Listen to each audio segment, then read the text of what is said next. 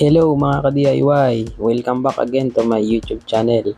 Sa video natin na to ay mag-unbox tayo ng isang Android head unit at isang Full HD car DVR na install ko sa aking Project Lancer. Ito nga pala isang Gearlek brand na Android head unit na may 10-inch na display at meron siyang 4GB RAM and 32GB of ROM. Napakarami na rin niyang features and functionalities na kapaki-pakinabang sa ating mga sasakyan para nakakalibang at magagamit din natin ito sa ating safety gaya ng mga dashcam natin at saka yung reverse camera. Pwede na rin siyang installan ng YouTube and many more dahil meron rin siyang Play Store. So inside the box, makikita agad natin yung malaking head unit. Yan. If i-compare mo sa iba ng mga head unit, mas malaki ito. Kadalasan kasi is around 7 to 8 inches lang. Ito yung mga input ports niya and yung supply and yung fuse. Meron siyang input antenna. Kompleto rin siya sa inclusions tulad na lang nitong mounting bracket at itong mga wire harness niya. Meron dito yung mga RCA cable para sa mga input and output natin. And itong pinaka wire harness natin para sa power supply, output ng mga speakers at sa mga iba nating meron din nitong USB cable extender. Yan. So 4 pin para sa ating USB data cable, and ito namang 6 pin na USB ay para sa USB na dashcam natin or yung para sa DVR. Ito rin yung sa ating back camera input, and itong adapter no Full HD car DVR diyan isasaksak yung sa 6 pin. Unbox na natin itong car DVR. So inside the box, meron siyang yung pinaka DVR niya and meron siyang adhesive na ididikit sa windshield ng ating sasakyan. So ayan yung USB na may adapter na kasama dun sa box to Android head unit, and isasaksak dito sa 6 pin na ating adapter. So meron din siyang pasunod na GPS antenna para sa navigation, and itong ating reverse camera set. So nandiyan na yung camera at saka yung data and power cable. Itong Android head unit na to ay install ko sa aking Project Lancer Itlog at hindi ito magiging plug and play, kaya magkakaroon tayo ng mga modifications unlike sa ibang sasakyan na plug and play lang siya. Since ito ay isang 90s car, medyo mahirapan tayo sa paggawa ng mounting nito, pero okay lang yan, kaya natin yan diskartehan. Hello guys, so bali ang step 1 natin sa pagkakabit ng head unit ay kailangan natin i-figure out kung saan natin pwedeng ilagay itong ating pinaka Android head unit. So ito kasing Lancer Itlog, meron siyang designated na kabitan nung infotainment system niya, which is dito. Sa kaso ko, ayokong alisin itong built-in AM at saka FM radio, so hahanap ako ng ibang location kung saan ko pwedeng ilagay itong head unit na ito. In this case, dito ko siya nakikita pwedeng ilagay. So mangyayari, magkakaroon lang ng konting modifications, tsaka magkakaroon tayo ng konting sacrifice dahil magbubutas talaga tayo dito sa part na to, tsaka yung magiging kabitan ng mga bracket. Bali itong Android head unit na to, kagaya ng nakita nyo sa pag-unbox, meron siyang pasunod na bracket. So dito, kapag dito ko siya ikakabit sa taas, ayan, ganyan ang mangyayari. Bali itong Android head unit na to ay meron siyang tilt na malabo at tilt na malinaw.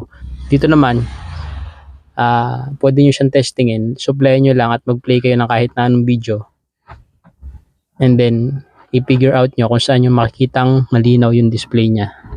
So sa akin, malinaw siya kapag naka eye level lang or yung pantay na pantay lang yung pagkaka-install niya. Yan. So ang gagawin ko ngayon, mo-modify ko tong pinaka-bracket niya in such a way na kapag na-fix ko itong head unit, ang magiging forma niya is ganyan, pantay. Hindi siya nakaganito or nakasubsob. So ayun, i-modify ko lang muna itong pinaka-bracket. A few moments later. So ito na guys, nagawa ko na siyang paganito. Yan, na tinabasan ko yung bracket para kapag in-install ito sa dashboard, magiging flat level na yung pagkaka-install ng ating Android head unit. A few moments later. So ayun guys, na-install ko na itong mounting bracket ng ating Android head unit. Hindi ko na siya na-video dahil walang maghahawak ng aking camera. Bali, ang ginawa ko lang naman dito ay iniskruhan ko siya dito. Ayan, dalawang screw, tapos nilagyan ko lang ng cap. Mas maganda siyang tingnan. And nilagyan ko rin siya ng mga spacer na goma para hindi siya ma-vibrate. So ayan, matibay yung pagkakakabit niya. Dito naman sa kabila, dahil uneven yung surface nitong Lancer itlog, nilagyan ko siya ng spacer dito na plastic at saka goma sa ilalim. Ganito rin sa kabila. Yan, para magpantay yung pag-install ng ating Android head unit. So ganun lang kadali. Bali, naglagay lang ako ng mga screw. Ito kasing dashboard na to, plastic naman yung loob niyan, kaya siya, magiging matibay yung pagkakabit ng screw. And then itong pinaka Android head unit natin, mapapansin nyo, ayan, meron siyang dalawang screw kabilaan.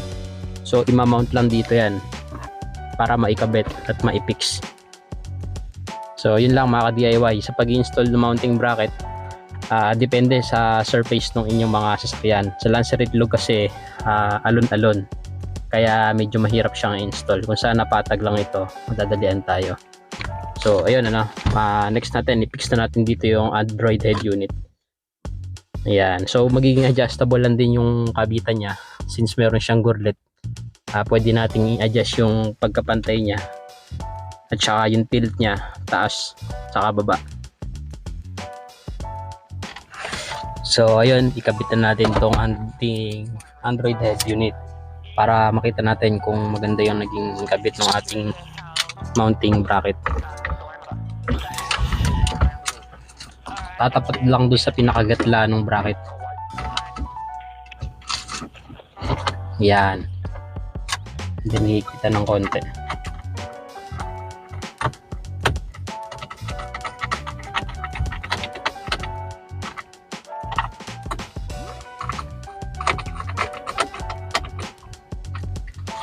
So, pwede nyo i-adjust yan. Kung sa tingin nyo hindi pantay, pwede nyo iangat, ibabad.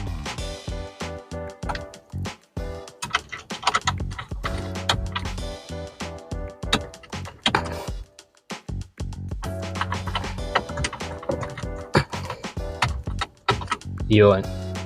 So, ayun, maganda yung kinilabasan ng pagkaka-install ng ating head unit. So, testing natin supplyan kung maganda yung magiging display niya. Meron ako rito temporary wiring, sasaksak ko muna sa cigarette lighter.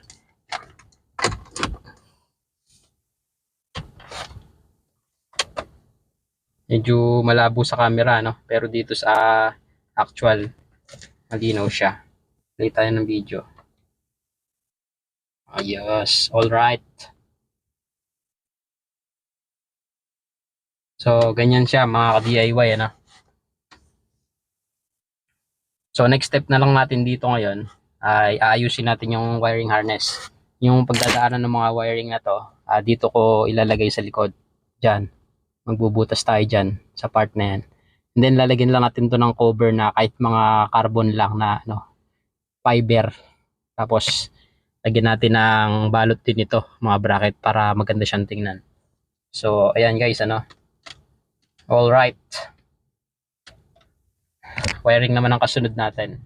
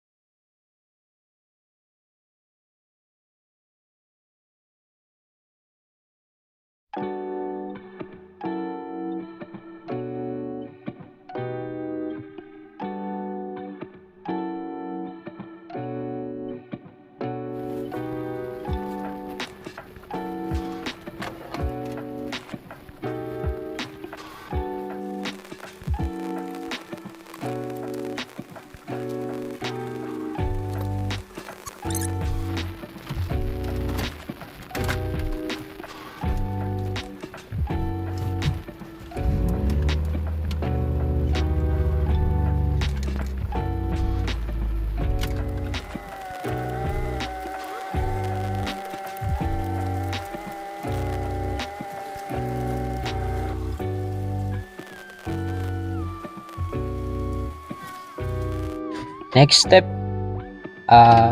proceed na tayo sa pagwa-wiring. Kung mapapansin nyo, maigsi yung wiring harness ng ating Android head unit.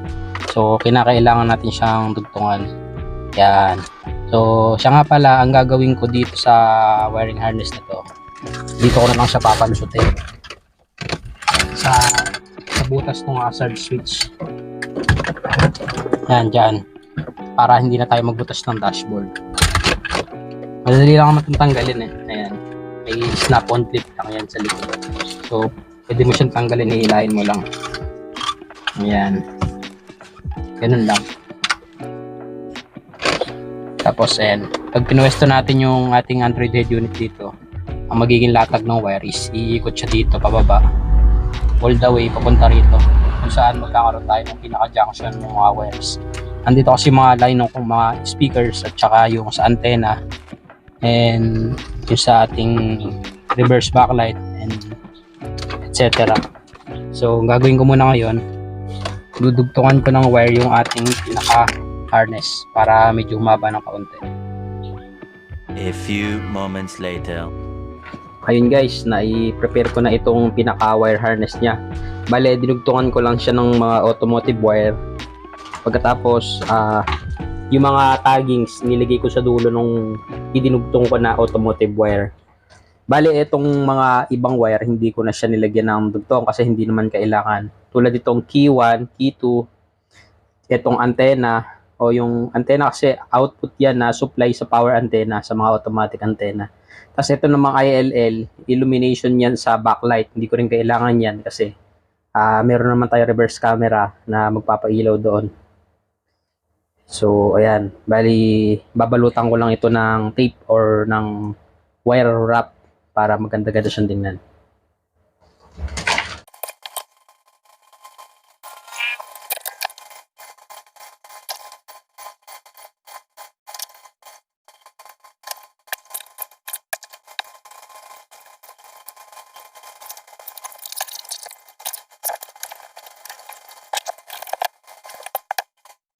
Ito guys, yung pinaka wire harness ng ating Android head unit na dugtungan natin kanina.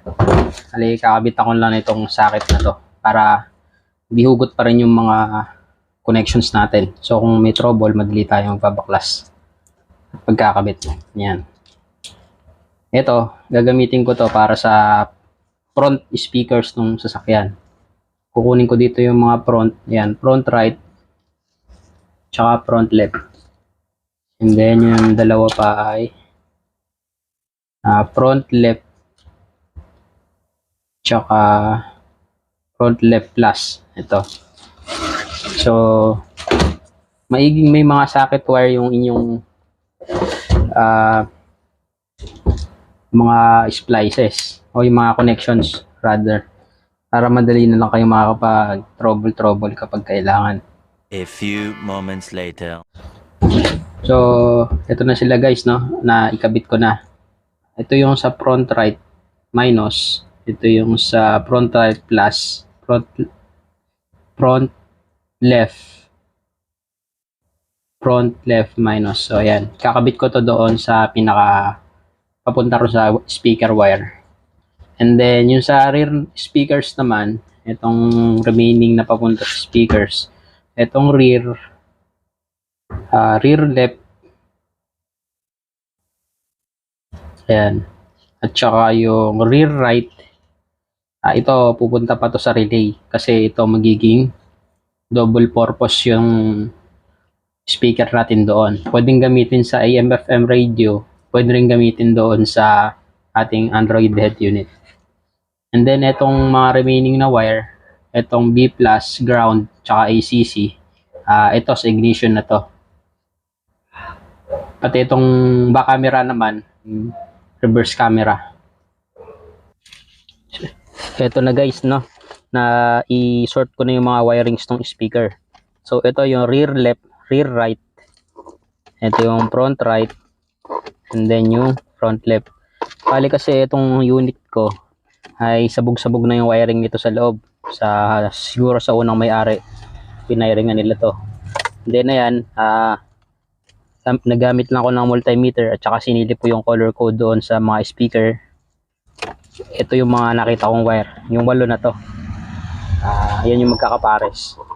So ang hahanapin pa nating wiring dito is yung battery plus, tapos yung accessory wire, and then kukuha lang tayo ng ground somewhere here sa bakal. Bale, dito natin makikita yon sa ignition, yung battery plus at saka yung accessory, yung ACC. Ito yung pinaka harness natin. Yan. Bali, ang gagawin ko dito, yung front speakers, irerekta ko na doon sa dito sa ayan, front right. Yan, sa mga ganyan. Irerekta ko na dito yung output ng Android head unit, yung sa front. Bali yung sa back, magkakaroon ako ng double throw na relay. Ito siya, yung base niya. Para yung speaker ko doon sa likod is pwede kong switching from Android head unit to AM FM radio. Gagamit lang ako ng relay na 12 volts na 16 pin. Tapos gagamitan ko siya ng toggle switch para may on at i-off ko yung relay kapag gusto ko ilipat sa AM FM radio to Android head unit yung mga speaker doon sa likod.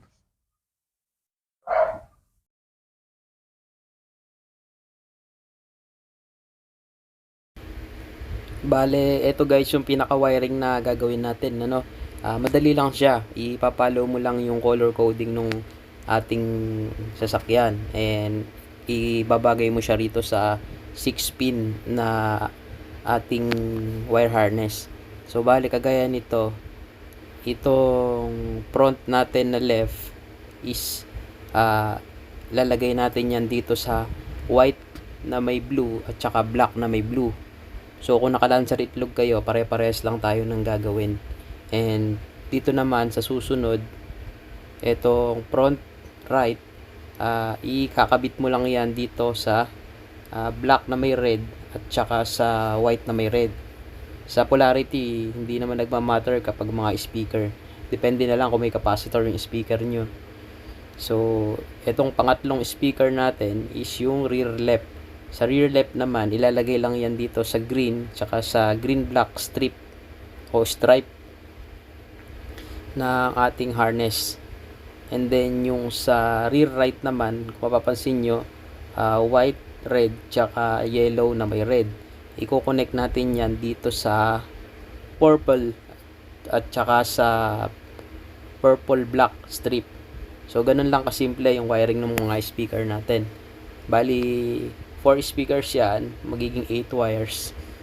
Kaya maganda kayo ng 8 pieces na wire na tama lang yung haba pandugtong para makarating doon sa junctions niya. Dahil ilalagay natin yung head unit sa taas.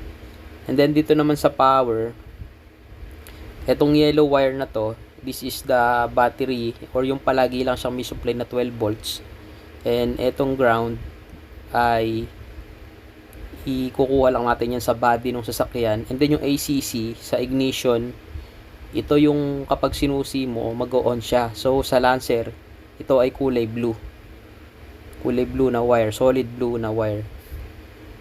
And yung other na functionalities nito, kagaya nito, yung illumination, di natin kailangan yan kasi sa backlight illumination. Etong reverse, ayan, kailangan natin yan. Yung kulay pink sa reversing camera control line yan. And etong blue na sa antenna yan, para rin sa mga power antenna. Hindi natin kailangan yan dahil wala naman tayong power antenna. Yung orange black strip naman, tsaka yung brown, para naman yan sa steering wheel na key. Since wala namang ganun yung Lancer, hindi ko rin gagamitin. So, ang pinaka kailangan lang natin alamin para makapag-wiring tayo is ito yung sa mga speaker at tsaka itong sa supply niya. Ayan. And then, basically, magpa-function na yung inyong Android head unit. Ilalagay na lang natin yung mga accessories pagkayari. Puro lang naman plug and play yun sa mga jack. So, this is the basic wiring lang naman, no?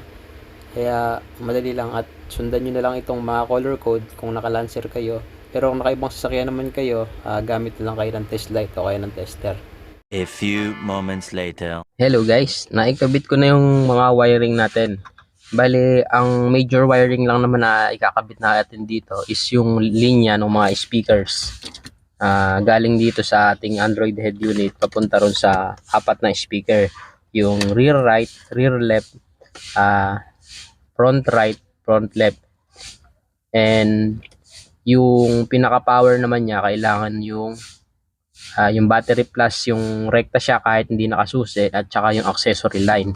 Dito naman natin yung kukuhanin sa ignition. Andito yan. Yung accessory wire is kulay blue. And yung battery plus ay kulay white. And then yung grounding naman or yung negative natin, kinuha ko na lang siya dito sa body. So bali, tatlong wire lang yon plus yung 8 wires ng mga speaker. 11 na, and then may matitira pang isa rito galing dun sa wire harness. Itong back nakasulat yan, ilalagay yan sa reverse camera mamaya. And then the rest ng wiring natin ay plug and play na lang kasi mga RCA cable na lang ilalagay natin dito sa likuran. Ayan, so ganun lang. Hindi ko na na-videohan yung pagkoconnect ng mga wire, medyo kasi matrabaho din. A few moments later. Naikabit ko na guys yung mga ano niya, wirings. Ito yung papunta sa head unit. So kung mapapansin nyo, puro disakit yung ginawa ko. Hindi ko lang din na ipakita sa video. Mas maganda kasi to kapag ganyan na magpipix na, puro plug and play na lang, wala na tayong splicing na gagawin. So ayun pala yung pinaka relay, diyan ko siya ipinuwesto sa loob, sana kita. Ganyan ang ginawa ko para hindi tayo mahirapan kapag kasi kinabit natin tong center panel, pikado na yan. So ngayon pa lang ikakabit ko na itong mga sakit, tapos dito sa taas, dito yung dadaan sa butas ng center panel yung wiring harness nya. And then yung ibang wires natin, dito na lang siya uupo. Kumbaga magkakaroon tayo ng small box dito. Diyan, nalagyan ko na lang yan ng kahit na fiber cotton na may resin or kahit na plastic lang para maganda siyang tingnan. Kakabit ko na lang muna tong mga sakit.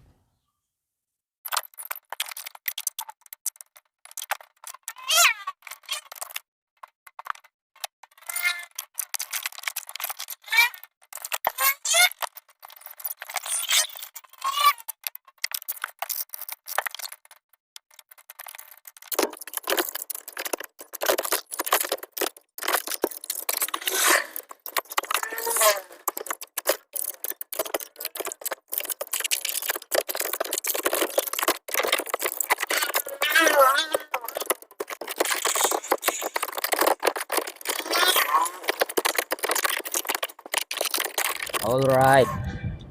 Ayan ano, after kong ma-secure yung mga wirings dito, na ipagsalpak-salpak ko na yung mga sakit at naikabit ko na lahat-lahat. Ito na, ikinabit ko na ulit yung ating AM/FM radio at saka itong ating audio Android head unit.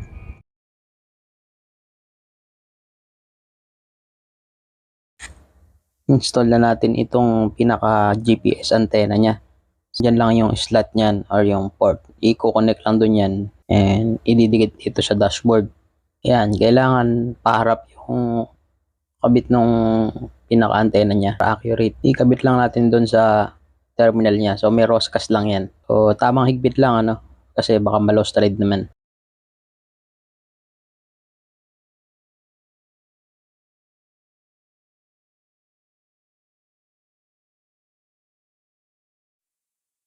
Yan, kinakabit ko na yung wire ng HDDVR.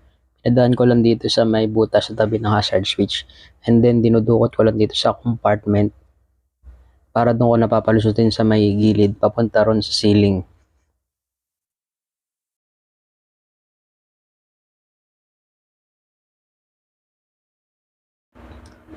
Ito na yung pinaka USB adapter ng ating HDDVR.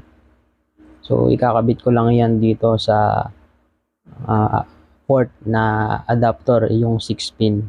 And then yung 6 pin na yan, ikakabit ko na doon sa likod. Ayan, yung 6 pin. Bale, 6 yung pin ng white na socket na yan. Kaya, doon mo siya ilalagay. Meron kasing dalawang USB port, isang 4 pin at saka isang 6 pin.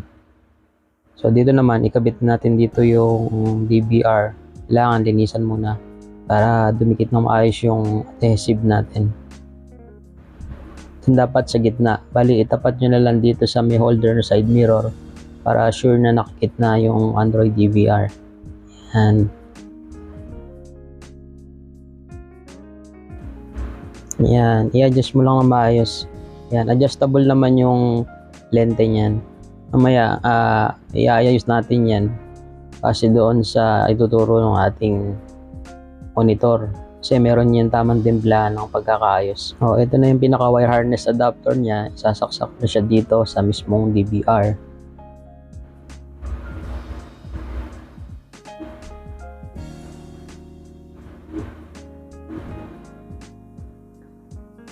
Ayan.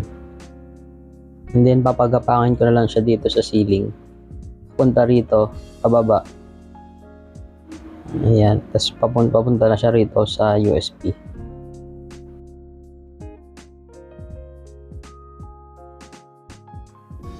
Ayan, ibubuko lang ng konti yan para pumasok dyan yung wire. And then all the way pababa. Para makikita yung USB dito na sa pinakababa. Ayan, isasaksak lang dito sa port. And then yung excess na wire itatago na lang.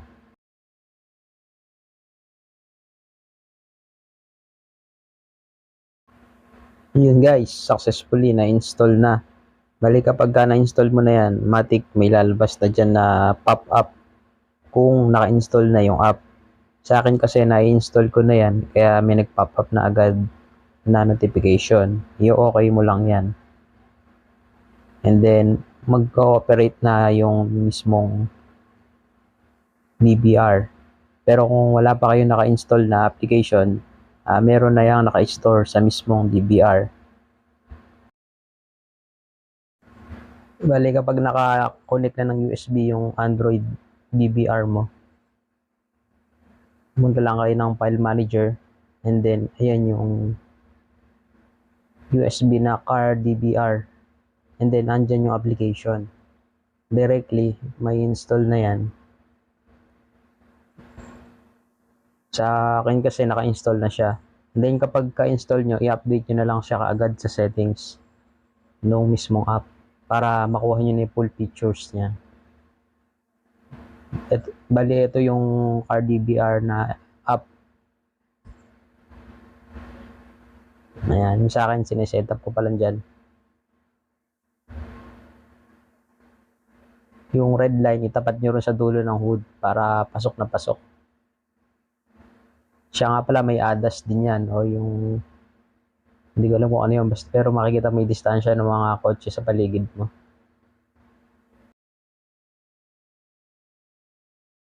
So testingin na natin itong ating Android head unit at of position ng ignition na nakapatay pa yan.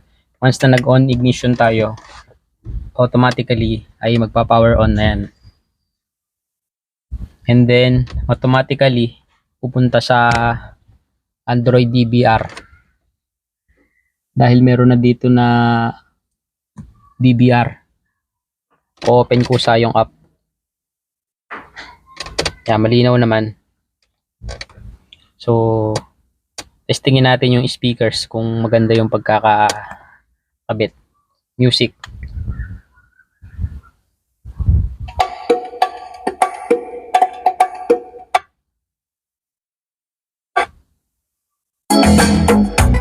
Maganda rin siya tumunog.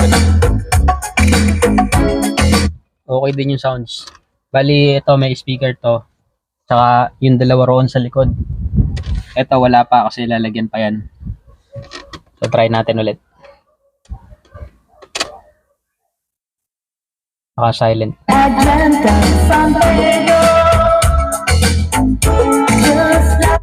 Bali, ito yung sa AM FM radio. Pag kinambyo ko to, gagana yung radyo. Yan. Gumagana pa rin yung AM tsaka FM. Yung unang crush mo nung college tayo? Nung naghahanap ako ng papel dahil biglang may pa-surprise quiz si Ma'am Nieves, siya yung nag-abot. Alright. So, kapag ka nakakambyo to, sa likod, gumagana yung dalawang speaker. Dito siya kumukuha. Then kapag naka-on naman, dito siya kukuha sa Android head unit. Yun. So, ganun ang purpose nung toggle switch na to at saka yung relay doon sa loob. Subukan natin sa video.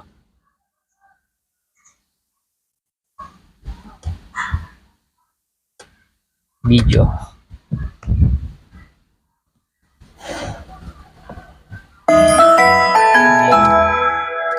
Malinaw.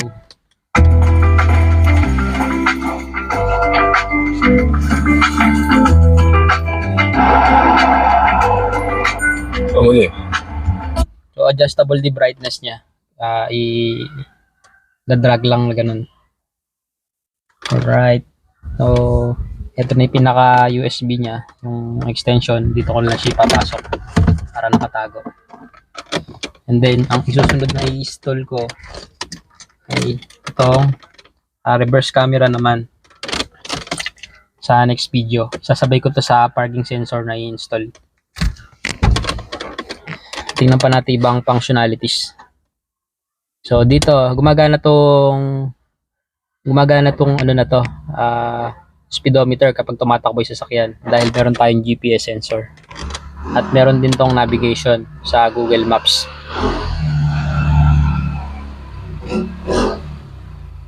Medyo mabagal lang sa internet. So pwede naman i-screen mirror yung cellphone para mabilis ng kaunti.